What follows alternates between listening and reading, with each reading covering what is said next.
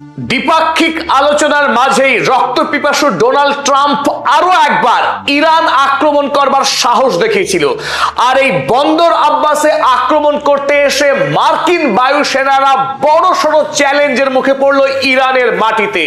Iran ইতিমধ্যেই 40 দিনের যুদ্ধের পর আমেরিকাকে পর্যুদস্ত করা, আমেরিকাকে চরম শিক্ষা দেওয়ার জন্য ইতিমধ্যেই যে আকাশ প্রতিরক্ষা ব্যবস্থাকে শক্তিশালী করেছে তার জোরদার প্রমাণ দিল গতকাল ঈদের দিন ভোরবেলায়।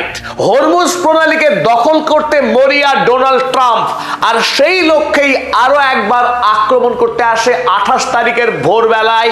আর তখনই প্রমাণ হয়ে যায় যে আমেরিকা যুক্তরাষ্ট্র ইরানের মাটিতে লড়াই করতে এসে কোন রকম সুবিধা পাবে না। তারা বন্দর আব্বাসের কাছে দুটি জনশূন্য স্থানে দুটি বড়সড় বিস্ফোরণ ঘটিয়েই পালাতে বাধ্য হয়েছে, কারণ ইতিমধ্যেই আমেরিকা যুক্তরাষ্ট্র আমেরিকার F-35 ফাইটার জেটকে আকাশে লক করে ফেলে এবং অপরদিকে আমেরিকার গর্বের অহংকারের MQ-9 ড্রোনকে ধ্বংস করে দেয় হরমুজ প্রণালী থেকে মাত্র 40 কিলোমিটার দূরের একটি জায়গায়।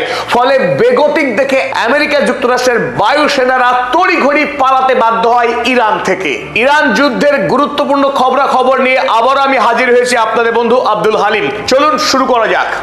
এই মুহূর্তে গোটা পৃথিবীতে জোরদার যে আলোচনা চলছে তা হলো আমেরিকার স্টেলথ টেকনোলজির অহংকারের বেলুন চুপসে যাওয়া।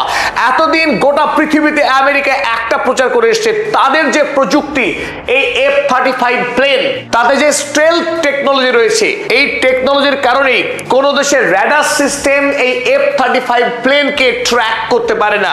যদি কোনো দেশের উপর দিয়ে উড়ে যায় এবং সেই দেশে গিয়ে যদি বোমা হামলা করে আকাশ থেকে, এই F-35 প্লেনকে কোনোভাবে ধরতেই পারে না সেই দেশের রাডার সিস্টেম। এই মিথকে ইরান ভেঙে চুরমার করে দিল গতকাল আরো একবার।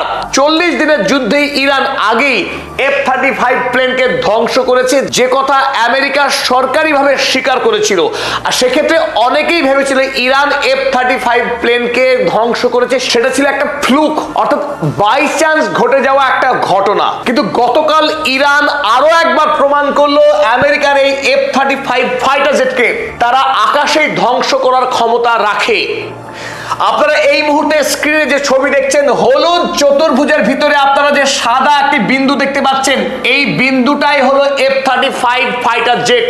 এই ফাইটার জেটকে শনাক্ত করে ইরানের বাভা 373 এয়ার ডিফেন্স সিস্টেম, যে কথা অধিকাংশই বিশ্লেষক দাবি করেছেন।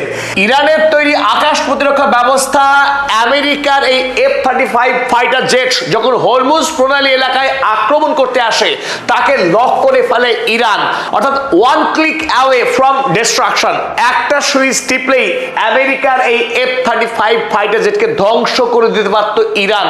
আর তখনই বেগতিক দেখে আক্রমণ ছেড়ে আমেরিকার ফাইটার জেট শটান ইরান থেকে বেরিয়ে পালাতে বাধ্য হয়।